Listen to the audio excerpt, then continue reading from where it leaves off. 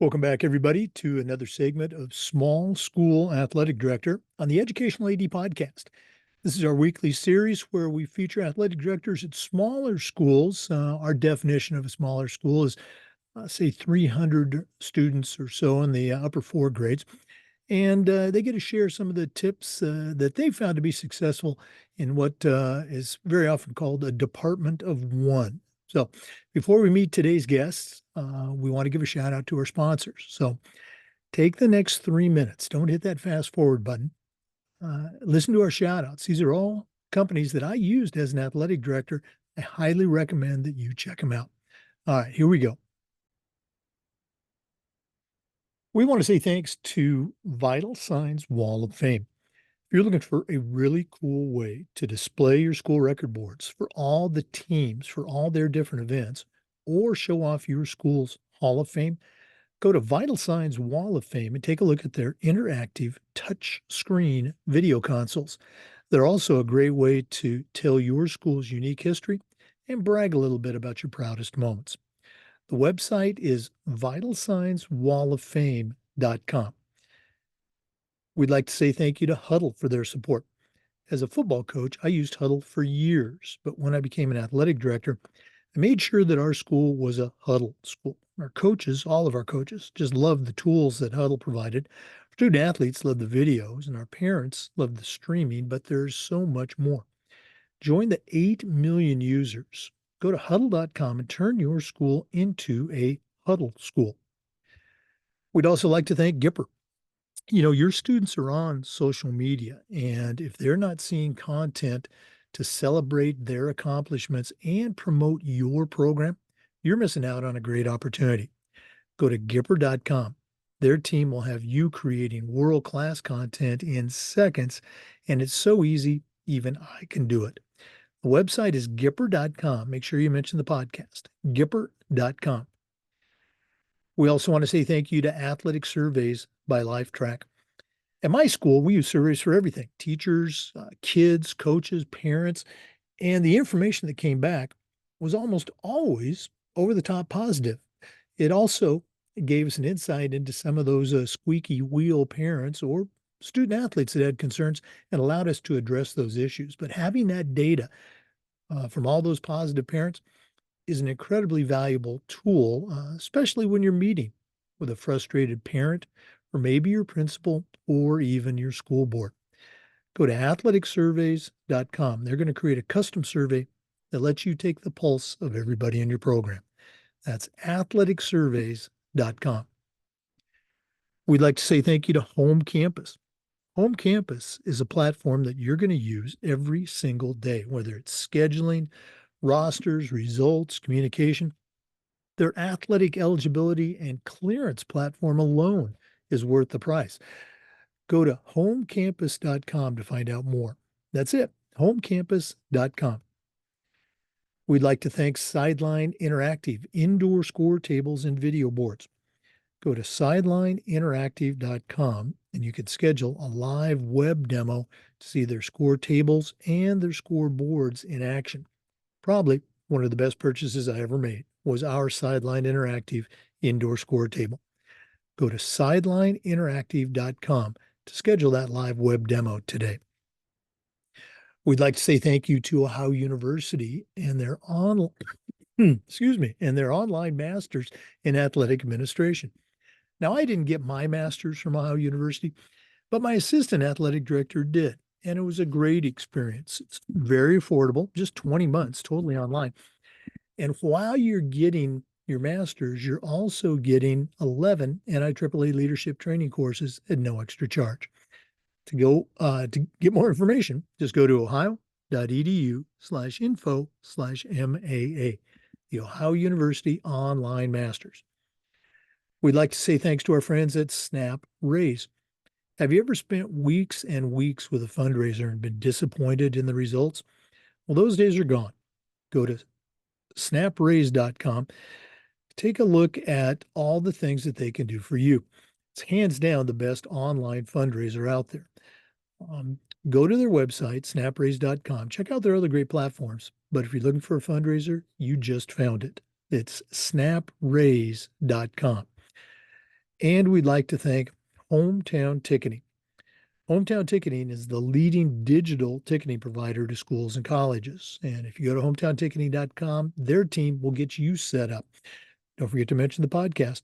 Whether it's more support, more security, or more customization, the Hometown team is here to help you make the best online ticketing solution. That's hometownticketing.com. Hey, welcome back, everybody, to another segment of Small School AD on the Educational AD Podcast. We've got an old friend with us today. We're going all the way out to Seattle, and we're going to be visiting with Lacey London. Lacey's a podcast veteran. She was on the show. Her toolbox tips are in the athletic director's toolbox. Lacey's a certified athletic administrator, and she's the director of athletics at Holy Names Academy. And as I said, that's in Seattle, Washington. Lacey, welcome back to the podcast. Thank you. Thanks so much for having me. Well, it's a busy time of the year. It's the middle of fall sports, although those winter sport coaches are probably straining at the bit to start practicing.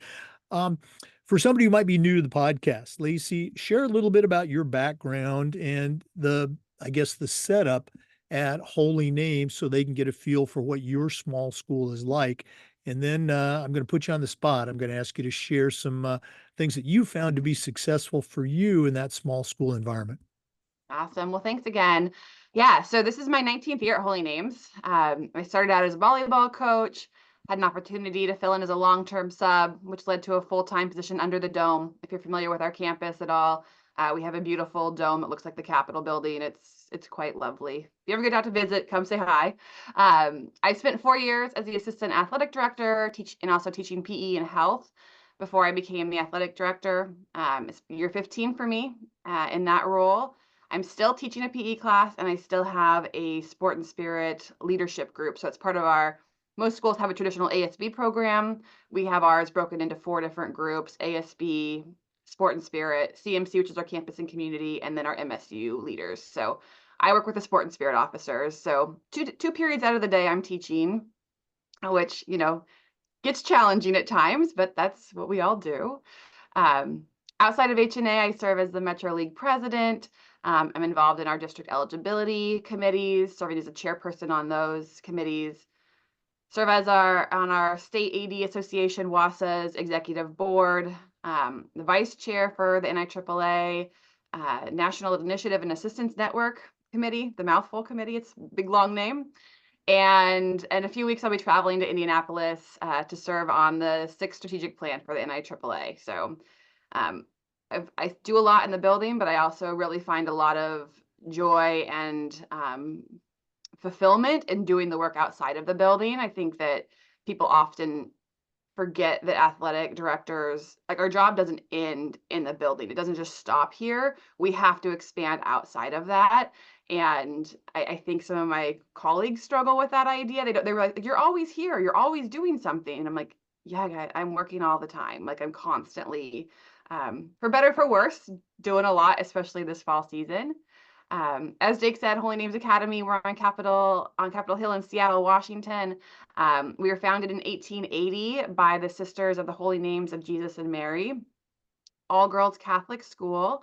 And we are, when the school was built, I was actually just giving some little 6th graders, a friend of mine brought our girls to the volleyball game last night. So I gave them a tour of the school, and they were fascinated with the building because it was built in 1906. And it's just absolutely beautiful. But when this building was built, we were in the country, and now we are smack dab city. There's no room for growth. We don't have our own fields. We have to rent from the Parks Department. We get to rent from the Parks Department, and we have to travel a lot for competitions. Our enrollment's at 552 this year. We are a commuter school. We have kids coming in from all over the Seattle region and beyond to attend school daily. As I mentioned to Jake when we were first chatting before we started this podcast, I had a volleyball match until I left the gym, turned off the lights around 10 o'clock last night, and turned around and picked up my shuttle bus drive that I do at 6:45. So it's a lot late night, early mornings, but it's worth it. Finally, we have 17 varsity sports programs at Holy Names, which is quite a few for a smaller school. I was ambitious a few years ago, adding 3 sports. 3 years ago, we added cheer, slow pitch softball, and flag football. Um, all have been pretty darn successful. Our flag football numbers are out of this world, which is awesome. And hopefully that will become a official sport here in Washington soon, because right now it's not part of the association. Boy, so many things, but we're gonna have to get you back on for a full interview. I love the sport and spirit committee. I think that's fantastic. And flag football. I was just doing an interview with an AD in California. There, it's still I think a developmental sport there, but in Florida, flag football is huge, and in many other states. So good for you guys. Good for Washington doing flag football. Lacey, the phrase "a department of one" is seems to be used a lot more frequently. I want to give credit to Danielle Lapointe, a good friend, longtime AD here in Florida. I think she actually coined that phrase. She was at a huge school, over 2,000 students, and she truly was a department of one. But small school ADs, I think, live that out every day. Can you share with our listeners some things that you found over your years as a leader to help you not just survive but thrive in that small school environment? Yeah, I was kind of brainstorming on this, and a couple things came to mind. Collaboration is key. You've got to build relationships with people in your building. You have to pull them into what so they understand all that you're doing. We can't. We are one, but we can't do this alone. And people, commonly hear, get your maintenance team involved. Make sure that they're tuned in because they're here with you when you're turning off the lights at 10 o'clock usually. Although last night our custodian popped in and said, "Hey, Lacey, I see you're running a little late tonight. You're going to have to turn off the lights." And I'm like, "I got you. I know what I'm doing here. We're good. I'm used to it." But that's really important that you make those connections. Just I always really make sure my kids leave the space clean, so that it's not someone else's duty to clean up after them. That's, we have teenagers. They forget, and I don't know what their houses look like at home, but come on, guys, clean up after yourselves. There's not someone coming in after you. So just making sure that space is clean before we leave. Pull in those teachers, communicate with them, let them know um, what the schedules are, how they can come out and support the kids, just really build that athletic community and just the community in general for the program. I send out our early dismissals every Monday. And then we have a little update kind of at the end of the week that we're working on getting out. Those are things that I can use my officers for to do some tasks. So finding people to kind of help take some jobs off of your plate is something that 19 years later, I'm still working on. So maybe by the time I retire, I'll have mastered that skill, but we'll see. Um, Collaboration, I mentioned that I'm a sport and spirit officer moderator. So I'm a teacher for that class, but we also have our other 3 groups. And so a few years ago, we created the community council where all the moderators get together once a month and just brainstorm, share ideas, give updates on what's happening in our world. So that includes our leadership moderators and also our theater director. We have a really robust theater program, music program. So those directors, our librarian, our school counselors come if they're available, and we just share with what's going on in our spaces because I can get tunnel vision on what's happening in my world. I have 17 sports I'm managing, 50 plus coaches, I'm going every which direction, but I still want to know that our theater department is putting on a play. Girls in the boat because we have a rowing program, so they're doing a rowing play this fall, which is really cool. So we're getting some cross collaboration there, and you want to know what's happening with the music department. I want to make sure that I'm staying in tune with the other kids that I may not be interacting with because it's all our theme for the year at school is rooted in relationships. So really just trying to keep those relationships alive and root that space. Um, One other tip I guess is really important is just engaging in multi-sport participation. We have 552 girls this year, which is a lot. Not everybody plays sports. I think last year we had about 412 athletes in the school doing something, which is awesome. But we have 17 sports, and they often will play multiple sports, which is great. And I think there's so much benefit, and we know there's so much benefit. We've heard that from all the different studies, all the different pro athletes of playing multiple sports. Our world, the Seattle region, there's a lot of club sports, and people get tunnel vision on that. I'm a really talented volleyball player. I'm a really talented soccer player. Cool. What can you get by going out for the track team? What can you get for going out for the basketball team?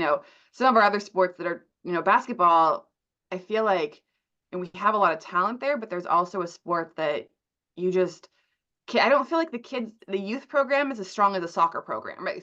Youth soccer is insane. And so all these kids are playing soccer. And so basketball, I don't know is as much. And so we kind of have some more beginners coming in for our JVC team. We do try to run 3 programs, our 3 levels, just to give kids an opportunity. And so we're trying to pull kids in from different sports, and getting coaches to buy in and promote that is really helpful. A few years ago, we had a kiddo who was an amazing soccer player. She thought in her head that it was required that she run track. It was not required. She ended up going on and winning state in the 300-meter hurdles her junior year. I mean, it's just like it wasn't required, but because she got out there and like Right. really enjoyed it, that all of a sudden it's like, well, you can really shine in this too. So, yeah, collaboration, relationships, community. You know, you mentioned cross collaboration, and you already hit the drum for multi-sport participation. All of our listeners, all of our ADs are just going, yes, yes, absolutely. But you talked about communicating and partnering with fine arts and drama, et cetera. What are some the obvious communication? Talking to the band director, talking to the individual who's running the spring musical or whatever. Do you do anything, I guess, additionally to so that everybody knows it's okay for the student athletes to be involved in drama and vice versa? Anything particular stick out for you in that? I love that term, cross collaboration. Yeah, some of our athletes have, if they're high. We had one girl who was playing varsity volleyball last year, and she was on the team and didn't probably see as much playing time. And then she was in the musical last year, and so she's the manager for volleyball this year, and she's getting involved in theater. So because theater can be really, time intensive as well, so it's really hard for them to do both. But we often will have kids who will do one season of something, and then they'll show up in the theater as well, maybe in the spring. Um, One of our star soccer players was one of the leads in our musical last year. Amazing voice, just crazy. And so it's like, wow, this is awesome. We're seeing these kids kind of jump from space to space, which is really cool, and it also really promotes just that relationship building piece of the whole school. My leadership team is really focused on getting all the captains together this year so that they can go out and support each other for the different events. Um, Last night we had a tropical theme for volleyball, and we had like the majority of the varsity soccer team showed up for the volleyball match, which was great just to have them there because we're a commuter school. We're not neighborhood. They're not coming here at 7 o'clock. They're working on their homework. They're doing different things. So to get that student section is really challenging. So those kids are out there. They want the student section. So they're getting their friends and their fellow teammates, fellow athletes to come out and support them, which is Yeah, great. those theme nights are great. Most of my career here in Florida was at private schools of Mhm. similar size, and just getting those student athletes involved, so they're the ones that are kind of leading the charge, makes it just so much easier for you. Um, Lacey, boy, I could keep you on all day here, but I know you're actually an athletic director. If one of our listeners wanted to reach out and pick your brain a little bit more, find out how you do things at Holy Names, or just add you to their network, and listeners, you got a tremendous resource here. What's the best way that they can get a hold of you?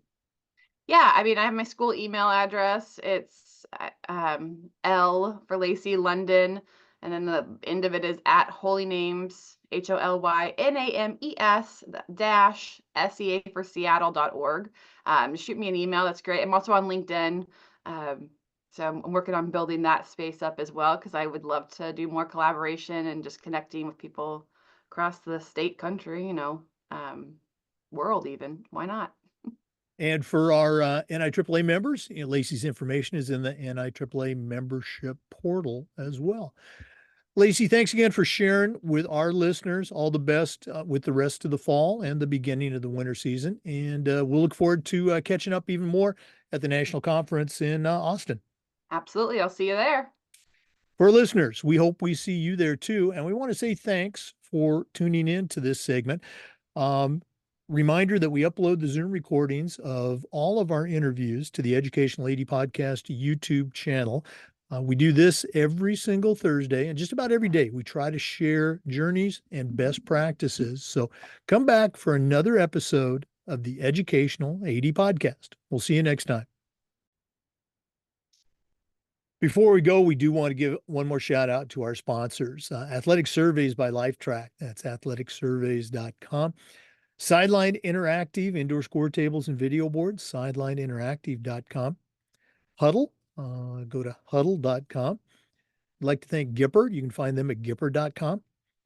Hometown Ticketing, hometownticketing.com. Snap Raise, number one online fundraiser, snapraise.com. Home Campus, homecampus.com.